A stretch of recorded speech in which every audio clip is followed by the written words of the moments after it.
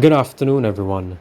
I am Jason Mirage, and today I will be reading an extract entitled St. Brendan's Island, a Portuguese folktale by Elsie Spicer Eels, found in the book The Islands of Magic Legends, Folk and Fairy Tales from the Azores. There was once an Irish monk called St. Brendan. One day he received a visit from a hermit who told him of a most marvelous island. "Come and visit this earthly paradise," said the hermit.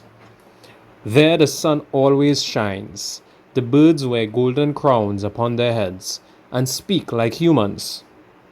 The perfume of the island clung to the garments of the hermit for 40 days.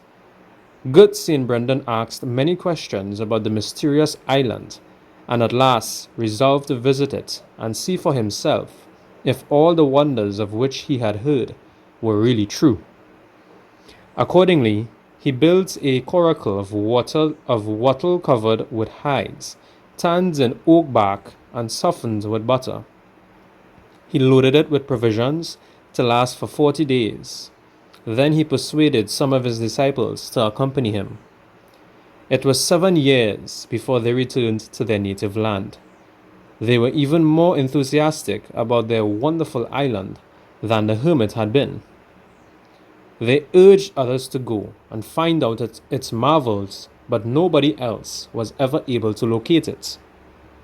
They say that the island of St. Brendan was a floating island in the Atlantic. Good St. Brendan did not die and kept on living in the earthly paradise of his isle. In the middle of the 15th century, there was a young lady called Maria, who lived in the island of Terceira. She heard the story of St. Brendan's Isle from a Franciscan brother. Day and night she dreamed of it. She often sat upon the hillside of Monte Brazil, looking eagerly out over the broad expanse of sea, hoping that the island would appear to her. One day there landed in Terceira a cavalier of Rhodes named Vital. From his grandfather he had inherited some of the sacred relics of St. Brendan. He had come to the Azores in his search for the mysterious island. On his doublet he wore an 8-pointed star and a band upon which was embroidered a scarlet silk, the motto, "By Fate." It was indeed by fate that he had embarked upon his quest. The young lady, Maria, fell in love with him the moment she heard of him and his errand.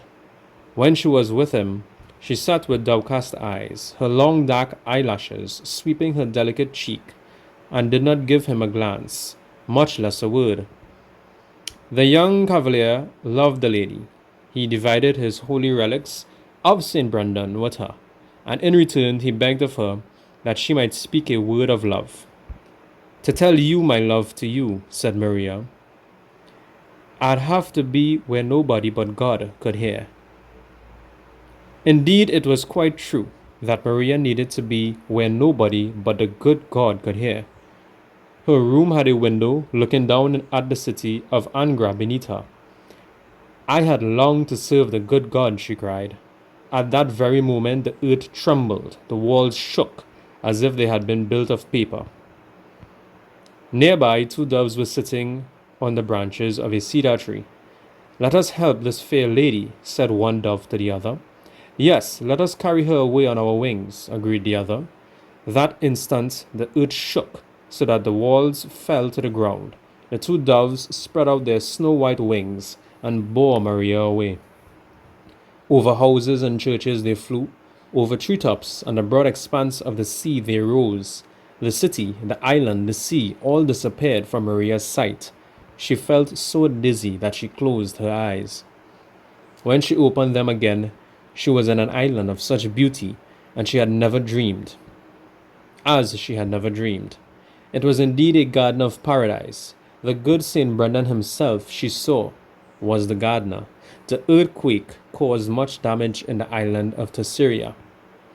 When the disappearance of Maria was known throughout the little city of Angra, nobody mourned for her, as did the young cavalier Vital.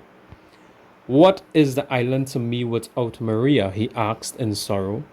Once more he embarked upon the sea in his search for the island of St. Brendan. Long days and long nights he tossed about on the ocean.